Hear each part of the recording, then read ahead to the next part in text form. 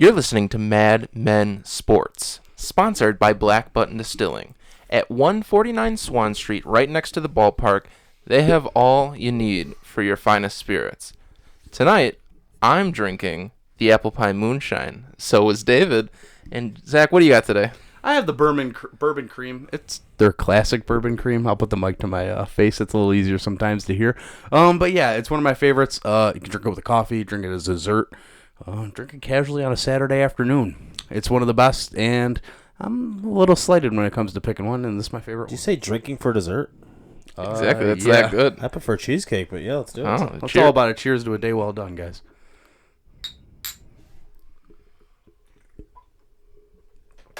Wow. You can't get any better than that. I'm not going to lie. That was fantastic. What a better way to start off a podcast than getting a little black button in you. And we all can be sharing Black Button on September 6th. What's this September 6th? Isn't it your birthday, Zach? It is my birthday. Although it is not Zach's why we're birthday, here. we are having a kickoff to the season party at Black Button Distilling. I've said it already, 149 Swan Street, right next to the ballpark. Come join us for free pizza from Prima Pizza Pasta. We'll be giving away lots of Bills memorabilia. Gift cards abound. Black Button setting up a tasting table. If you're ever curious of what they have, come on down, try a tasting, try a couple different things, see what you like, enjoy it. September 6th from 6 to 10, come see us, and we'll see you. Let's jump right into it, Jake. Yeah. Preseason game number 4. We go from the most important preseason game to the least important preseason game. It's all important to me. I love football. Exactly, and you know what? This is the only reason why this game's interesting is because it's the last game before the real show. This is the big test right here. Saturday's going to be real fun. I'm going to need to carry my phone charger with me all day because cuts will be happening all freaking day. Which means more content for you guys. We're excited. We're almost in the thick of things, We guys. will be working triple overtime. And we will. And that's fine because we get paid for triple overtime in this world. We do? Some of us do. Jeez, So I gotta talents renegotiate. But yeah, so let's kind of talk about this. We all know starters aren't playing. Who needs to have a standout performance? Who's on the bubble of making this team? Who needs to show what they got this Thursday? Zach? Well, listen, this is going to be a little outlandish to some, but this is a big facet of the game. It's part of the three, you got offense, defense, special teams.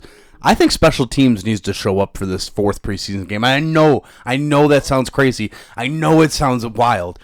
But there was a punting battle that happened this summer that really wasn't a clear winner. We had this guy over here.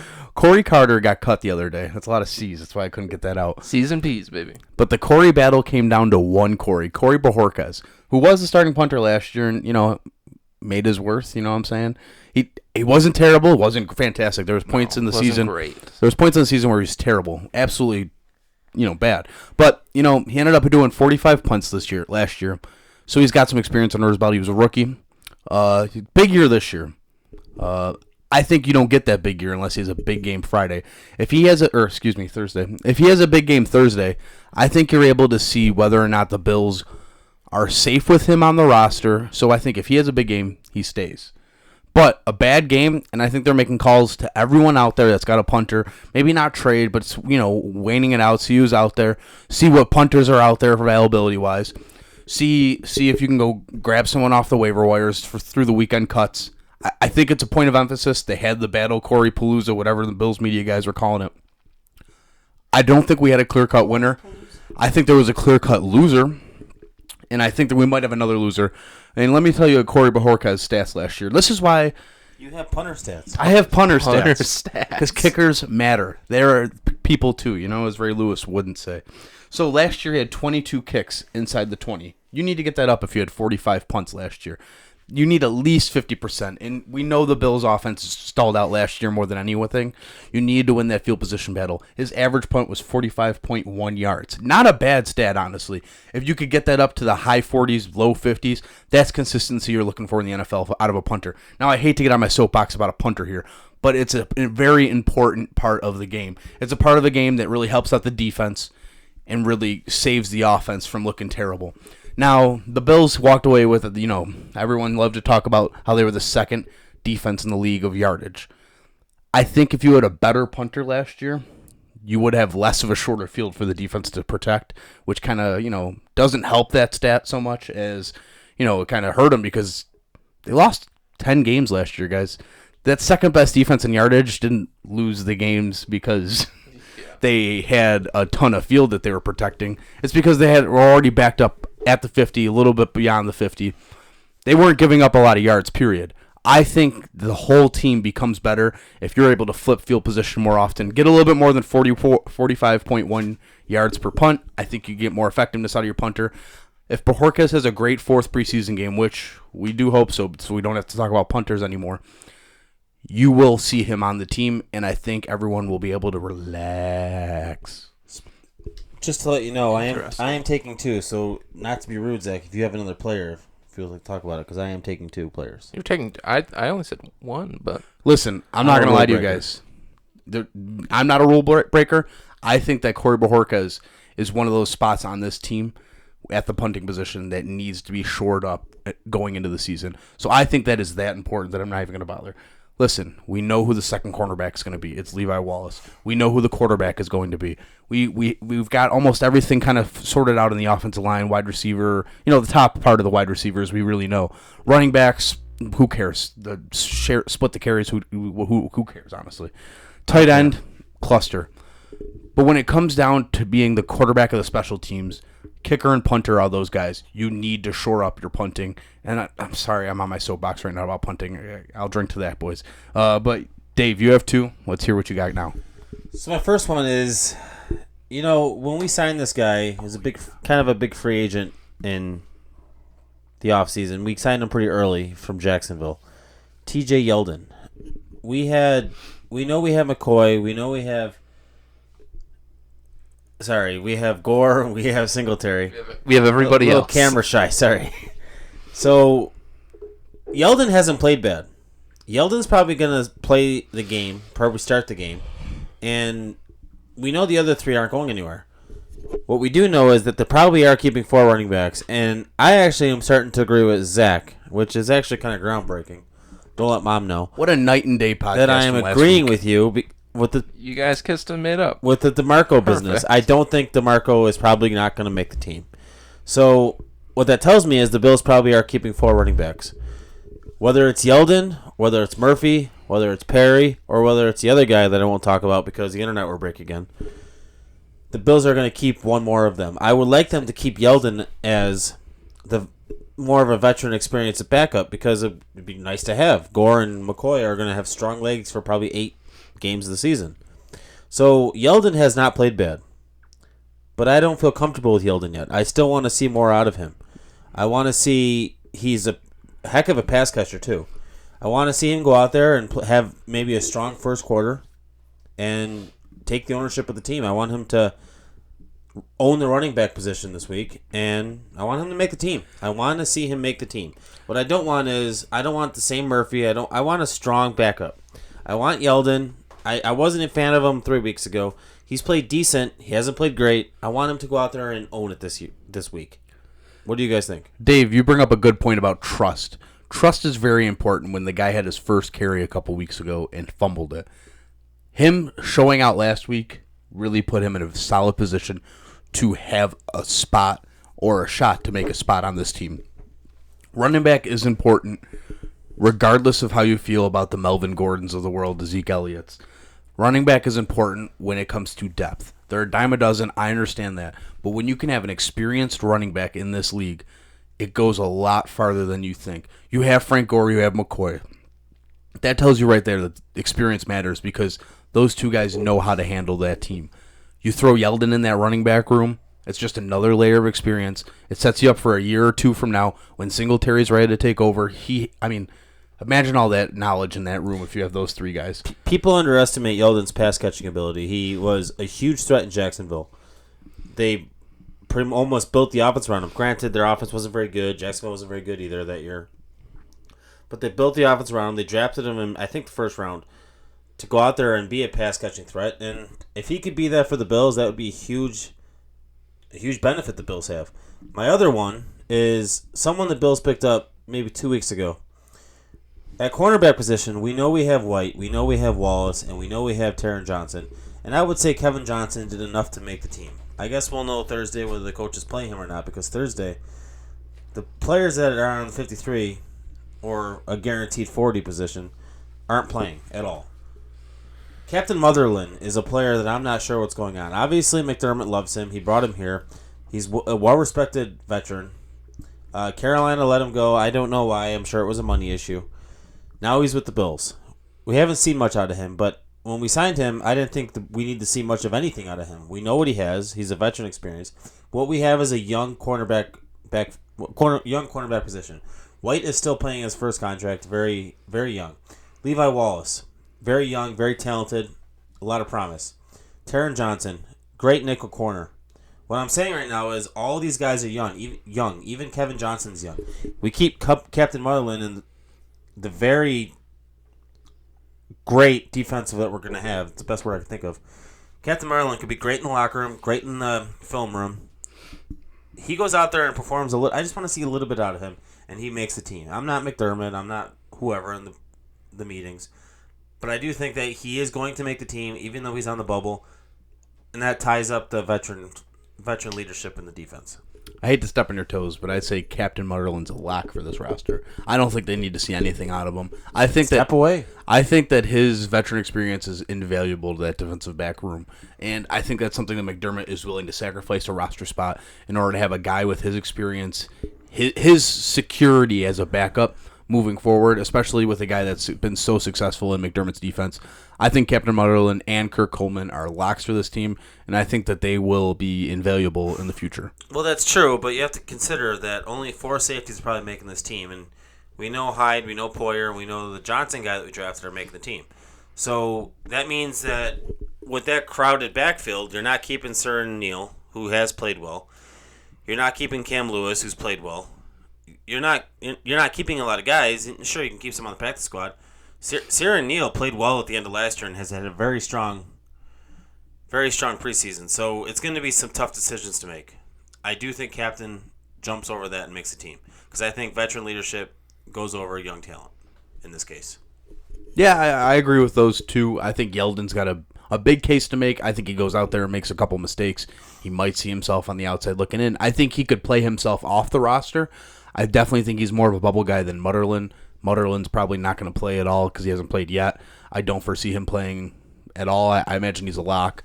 But Yeldon is an extremely interesting case because one mistake or 2 mistakes from him in a preseason game could really play himself off the roster. So far we have TJ Yeldon, Corey Bojorquez, and Captain Mutterland. Make it a good one. Jake, what do you got, buddy? I have to say Daryl Johnson. He's been making... He got a diamond in the rough. Exactly.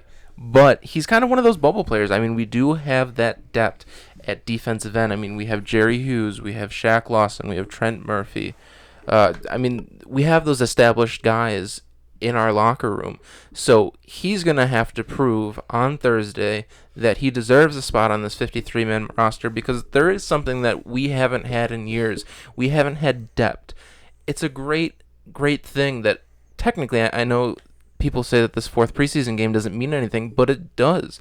These are going to be the guys that round out the end of our roster who, God forbid, but still may have to play during the season, and we want them to be competent, and confident, and to know what they're doing. And he's made those splashes during preseason. I mean, he has like 2 sacks and a couple quarterback hurries, so I'm not worried about him at all, but I still think he needs to cement his play to make this roster. Yeah, so he's actually someone that's becoming one of my favorite players on the young defense because I do think he makes a team, long story short. I don't even think he plays because it's very rare that a defensive end or any kind of rookie that the Bills draft the same year doesn't make the team. And he's played well. He's owned the spot. The tough spot is, again, another position, Jake, where you're right. Tough cuts are going to be made because Yarbrough made the team last year. Ocho's on the team. And you have some other guys that are on there that were penciled in. And defensive line is actually one position where... Who the fuck is Ocho? Sam Ocho from the Eagles. Acho, okay. Well, from the Bears. We're not going to need... What the hell happened with that conversation? We're not going to need to know his name in a couple days. We got Ocho Cinco from the Philadelphia Eagles. He's not on the defense either. But Jake, you're right. Tough decisions are going to be made. Tough losses are going to be made. But I do think Daryl Johnson makes the team. Good one, Jake. And if we lose good players, that's a good problem to have. fantastic because what we have now is head and above those good players. So I welcome it. I want other teams to take the guys we cut. It shows that we're doing a good job. See, you say Johnson's on the fringe, and you're probably right. But I think the most important thing, and I'm just going to stress this on top of the punting battle, I'd say the most important thing that you're going to look for on Thursday evening against the Vikings from Minnesota. The most important thing you're going to see is him versus Mike Love, because I think one of those guys plays himself on the roster. Because after a very intense offseason and preseason, you've come down to one of those two guys who make the team, but not both. Yeah, and that's the thing with Mike Love. He actually has played very well, and so has Daryl Johnson. Eddie Yarbrough has not. He made the team last year, and I think a lot of it was special teams. He didn't contribute much. He was like a preseason warrior. I disagree. I was not a fan of him. We can argue if you want. I'm sure we got a couple minutes to do so. No, perfect. Whatever. I'll say it. He didn't play much, but when he did, he was always in the thick of action. You see young players, they're always shying away from contact, as what we're seeing kind of from Tremaine Edmonds, but that's just his raw talent. He will get there. But he is always involved. He's always right in the play, and he makes plays, although he doesn't get the chance because he's not as high caliber as the other guys that we have playing, like Jerry Hughes and Trent Murphy, but he is a solid football player. I don't agree with the stance that you're taking that he did not make an impact last year. Would you say that Yarbrough makes the team? I say stiffer competition this year, no, but I'm not saying that he didn't make an impact last year and that he is a valuable football player, but the level of competition is greater this year, so I mean, of course you're going to have to make those uncomfortable cuts, as I was saying before. Yeah. I'll nudge my way into this conversation to say that I don't think Eddie Yarbrough is a bad player. I think he's very fundamentally sound. I think he's got a high motor. I think it's everything you look for. He's a third or fourth year player out of Wyoming. He got cut from the Broncos, made a name for himself, worked his way on a roster with the Bills. I don't think he did enough last year to make himself safe. I wish he did, because I really do like him. He's a genuine nice guy. Great personality whenever I see him with the media. Very fun to watch. He's got a very good rapport with Josh Allen after playing with Wyoming. I think this is his final time on the roster, which is tough to say. They might keep him around for maybe a later time, but I don't think he makes it through the weekend. And that's really tough because I really do like the guy. And that's something we kind of have to focus on a little bit here, is there's going to be players that we like, we've come to accustomed to know, we've come comfortable with over the last couple of years that we may not see on this team, which on a football standpoint may be a good thing because that means that we're growing, we're maturing as a team. But that's going to be tough to see as, from the outside of the team looking in. There's going to be names that we're used to seeing that may not be there, and that happens every year. You never know. One year was Fred Jackson. Maybe not that extreme with Eddie Yarbrough, but it's going to be a shame to see a guy like him maybe leave this roster. Any surprising or shocking cuts that you guys are expecting? Maybe for this podcast it might be shocking, but I think Deion Lacey doesn't make the team, and I know that's crazy. But ouch! I think he has his special teams abilities, and that's what will keep him on this team. I think Vosean Joseph boots him off, and I know that's crazy, and I know we've given him diamonds in the roughs. We've talked him up. We've said how much of a big game he had in preseason game 2. He's all over the field. I understand that. But I almost think it's almost a mix of we think another guy could do this better, bring him along, have him work in the defense a little bit, as well as, hey, good luck this weekend. Maybe you can find another place to land where you can get a little bit more opportunity. There's 31 other teams out there. I don't think that they're going to try to fit the piece of the puzzle into the hole it doesn't fit. I think they might try to naturally let Vosean Joseph, a guy who they drafted, they like, fill his role, play through it in the special teams, and kind of get faster even. Like I said last week, he wasn't the guy to fill Matt Milano's spot last year when he went down. They may see him in a different way than we see him. We see him all over the field, high motor guy, big guy, huge presence on special teams and in the second team defense throughout preseason. I think he might be a casualty, and that's a shame because I know Dave loves him. I think a couple cuts that will be surprising are the ones that didn't contribute much last year. This guy loves twos. Didn't contribute much last year, but we're still on the team. Jason Kroom hasn't done anything this offseason. Yeah, I think he's probably gone. I think he's probably gone. I think Ray McLeod will probably not make it due to the fact that players like Isaiah McKenzie and Duke Williams have stepped up. Now, again, Jake, what's the thing you said? That's a good problem to have. It's a fantastic I problem. think the basic 4 receivers make the team, and then those 2 add on Andre Roberts. I think the receiving core is Basic strong, 5, but yeah. young but strong. I don't think there's any huge surprising cuts, like no McCoy moves or anything like that. I do think that there's some small contributor players that were on the team last year that aren't going to make it this year. And again, that's good young talent that we have then. Yeah, and it was interesting because on Thursday we do get to see Jason Groom in his first preseason action. And you almost have to feel for the guy to a degree because he can't control his injury. But it might be a case of a little too late for him. Jake, what do you think? Yeah, I don't think Kroom makes this team just because of the play of Tommy Sweeney in and of itself. Absolutely. I know Tyler Croft, he might be put on the injured reserve, so we might not see him later in the year. Dawson Knox has been taking first team reps. Tommy Sweeney in the first 2 preseason games definitely showed his worth. So I just don't think Kroom brings enough to the table. I mean, I would love for him to make the team. I mean, he's had a couple good plays, but I think it was just one wheel route, really. Yeah, in Minnesota. Yeah. How coincidental. Huh? So I don't think he makes this team, but like we keep saying, and I just want to continue to reiterate it because I know I'm going to see it on Twitter. People are going to be outraged when certain players get cut. It's a good thing, guys. It's going to be okay. Absolutely. Changes happen, especially in the NFL. And I will say, there's been a couple changes to the studio, guys. I don't know if you noticed, but I've made some additions. It's going to be something that happens all season throughout. I'm going to casually, slowly, and gradually build up the memorabilia on the wall. Today we added Jim Kelly starting lineup, Bruce Smith starting lineup, and we might have a little bit more coming your way. I have this AFC Championship pennant. There's a lot coming, and there's more coming. Jake, let's do them numbers. Yeah, perfect. My time to shine. So, Madmen by the numbers. You hear it every week. And who is it sponsored by? Prima Pizza Pasta. They're on Chippewa, so you know they're going to be downtown. You work downtown, you need a place to eat for lunch. Prima Pizza Pasta is the place to go. We always hype up their white pizza, but just so you know, there is more. They have calzones. They do have pizza in case you want it. Chicken fingers, chicken wings, whatever you want from a pizzeria, they're going to give it to you. They are closed on Sundays, though, but that's fine. They're open 6 days a week. There's not much more you can ask there. So here it is, Madmen by the numbers. Excuse me, I hate to We're interrupt, actually but having it Friday. I do have a quick little quip about Prima Pizza Pasta. We have a fantasy league together, and every year someone has to decide what we eat. This year I left it up to the league. A taco bar. Someone mentioned a taco bar, which was not happening. Another effing taco bar. But everyone unanimously decided in the vote group chat on the Sleeper app. Check out Sleeper app, guys, for fantasy. But on the Sleeper app, they unanimously voted Prima Pizza, and I'm excited. Already put the order in with Kevin. Nice, hot, fresh. He's looking forward to it. And a quick thing, our friends seem to be pizza connoisseurs. Oh, they're think big they into know everything about pizza. Whatever, you had a couple good slices in your day. But they know when you want a good slice of pizza for an important event, You go to Prima Pizza Pasta, they baby. know where to go. All right. Madmen by the numbers. Madmen No more interruptions. I'm by sorry. This is where the arguments the begin. numbers. Let's do it.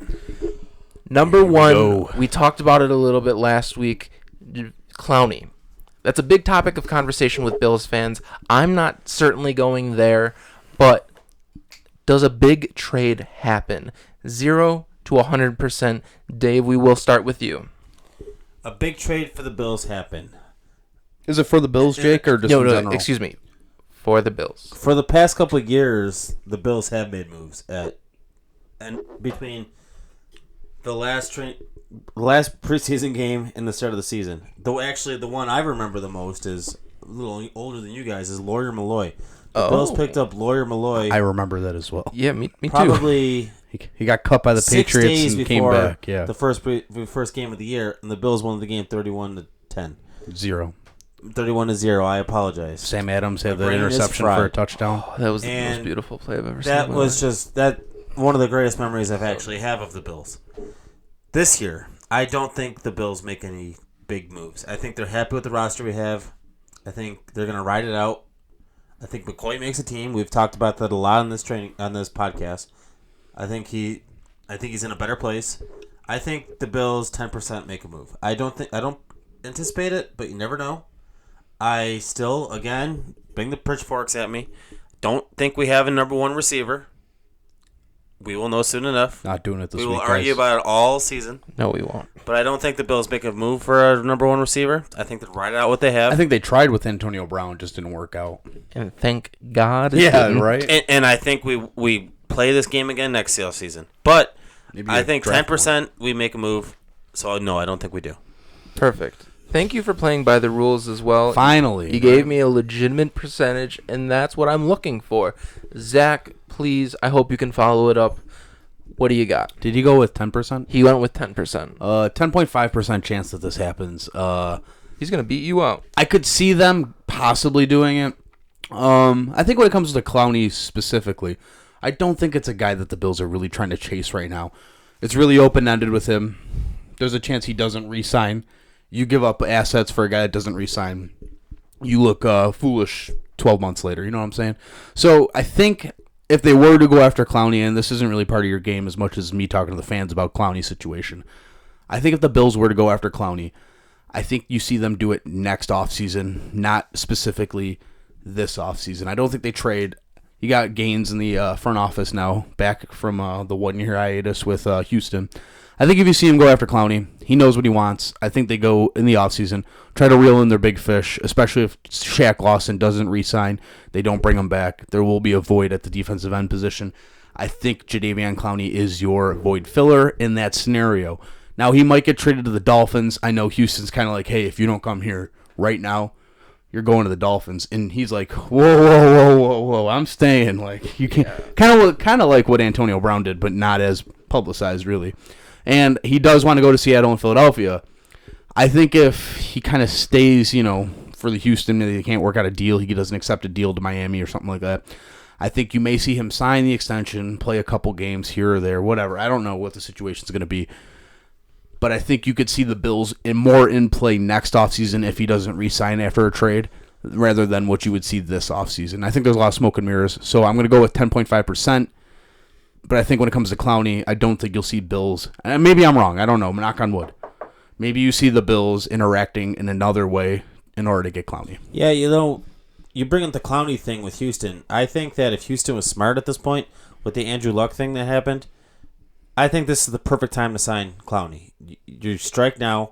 You can own that division. You can maybe own the AFC, maybe the top 3 spot. You have to strike now. You sign the guy, make him happy, be done with it.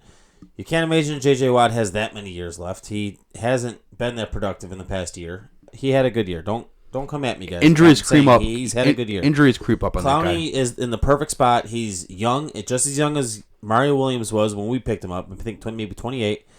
I don't think he's 26. I don't think he's coming to Buffalo. I think that's kind of faded away. As far as Miami, that's kind of the hell for him. I don't see him going there. Even if Clowney was smart, why wouldn't you not want to make the playoffs? You're obviously going to get paid. You're one of the premier defensive ends in the league. You're one of the premier pass rushers in the league. Sorry, I don't know if they're 1-3-4 or 4-3. But Houston was, in my opinion, Clowney has all the cards right now because Houston needs to sign this guy. They can easily win the division with him. Easily win the division probably now. The Luck loss was huge. You got to strike now. Yeah, and it's hard to disagree with you there. And on to my second question, we're kind of bringing it back into the Bills. I know we got a little out there, and that's all right. Zay Jones, there's no secret that at least I am a huge Zay Jones fan, and I'm allowed to be. That's okay. There's a lot of kind of talk on why he's playing special teams. I mean, he's supposed to be our number one receiver if you asked us in January. So what's going on? Do you think he will play past the second or the first quarter? I'm going to go first. I'd say there's a 25% chance he plays at all. If he does play, I think there's a 50% chance he plays more than the first quarter. I think if they put him out there, I think they want him for reps, not so much giving him a look. I think there's a better chance he doesn't play at all rather than he plays, because I think that at this point they're looking to make sure they're not making the wrong choice with their 6, 7, 8, 9 spots at wide receiver. They want to make, this is the game. And like we said a couple weeks ago, Tyree Jackson really hasn't been getting the job done. He's getting the start on Thursday. They're going to give him the whole game, I imagine, which Dave has said almost throughout, and no one disagreed with, but, I mean, if you were going to give someone calling it, he called it. This is Tyree Jackson's big show.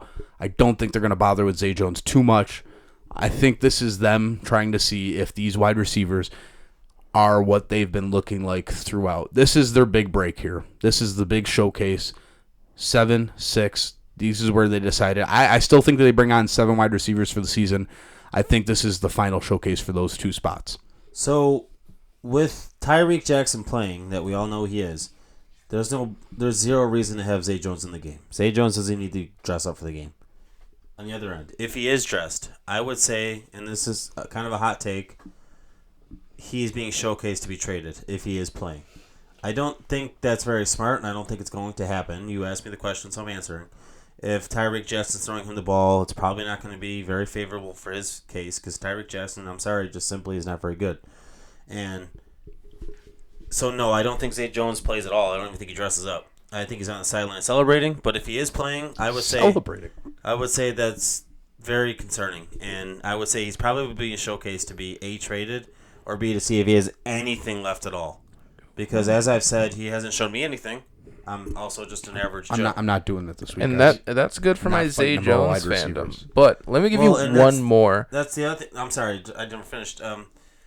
That's also, again, Usually a doesn't. good problem to have because that shows that McKenzie, Here you go. Duke Williams, and if Raymond McLeod is showing a lot of special teams, all those players make the team. So maybe they do want to see if Zay Jones has anything left. That's all.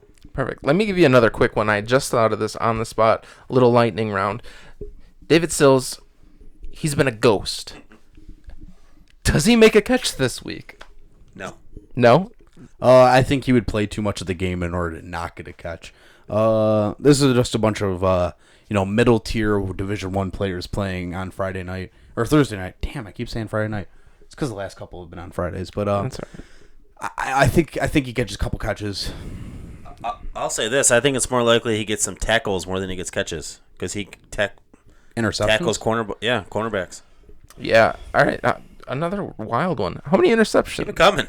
How many interceptions does Tyree Jackson throw? I don't care. 3.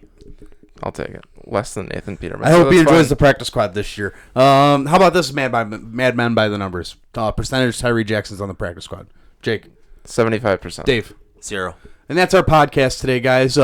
Be sure to always check us out on www.madmensports.com, Twitter @madmensports, Facebook, Instagram. You can find us there. YouTube, you can watch us there. I know if you're listening to us now on our iTunes, Spotify, SoundCloud, wherever the hell we are, we're everywhere.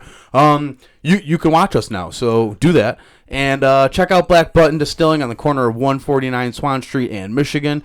Check out Prima Pizza on the corner of West Chippewa and Pearl. Thank you, sponsors, every week. Please I appreciate leave comments. it. We do check them. Yeah, I try to respond to every comment on YouTube. Just them on the keep, rag. keep them coming, guys. Take care, have a great game, and we'll talk to you on Sunday. We're not doing a post-game podcast because no one cares about that game, but we're going to talk about the cuts, so come back on Sunday, and we'll be here, guys. Take care, guys. Peace.